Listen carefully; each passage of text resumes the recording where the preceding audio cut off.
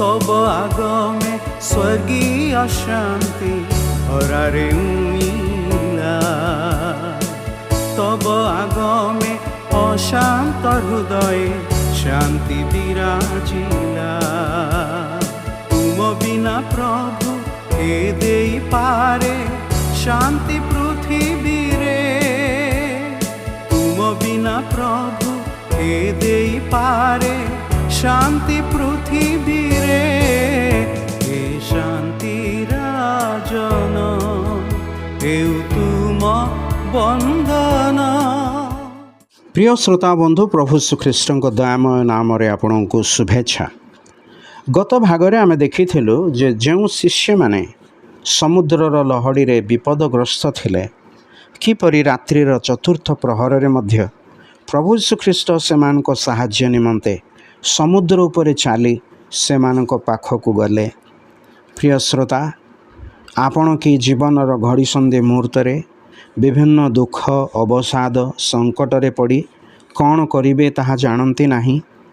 प्रभु श्रीकृष्ण को विश्वास रे डाकंतु, से निश्चय आपणकर साहाय्य करिवे। एठारे जेतेबेले प्रभु श्रीकृष्ण समुद्र उपरे चाली शिष्य मानक पाखकु आसिले, शिष्य माने ताहांकु समुद्र उपरे चालिबार देखि उद्विग्न और भयग्रस्त होई चित्कार कले। किंतु जेतेबेले प्रभु श्रीकृष्ण कहिले साहस धर, ए तो मु भय कर नाही, सेतेबेले संदेह हेतु पितर जीशु को कहिले, हे प्रभु, जेबे आपण तेबे जल उपरे आपणक निकटक जीवा पाई मते आज्ञा करंतु। प्रभु जीशु कहिले, आस।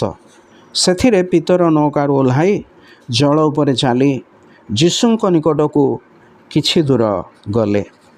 माथ्यू लिखित सुसमाचार 14 अध्यायर 30 एवं 31 पदरे आम मैंने पाठ करूँ।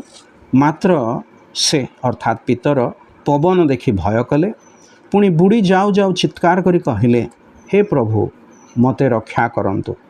जीशु सही क्षणी हाथ बढ़ाई तांकु धरी कहिले, हे अल्प विश्वासी, काहेकि संदेह कल। जदि आपण प्रभु श्रीकृष्ण ठारे विश्वास करी तांकु आपणक जीवन को आह्वान करिवे, से आपणक विपद बेले हाथ बढ़ाई धरिवे, आपणक रक्षा करिवे। एही हाथधारी प्रभु को व्यक्तिगत रूपे अनुभव करने निमंते ईश्वर आपणक मध्य साहाय्य करंतु। धन्यवाद।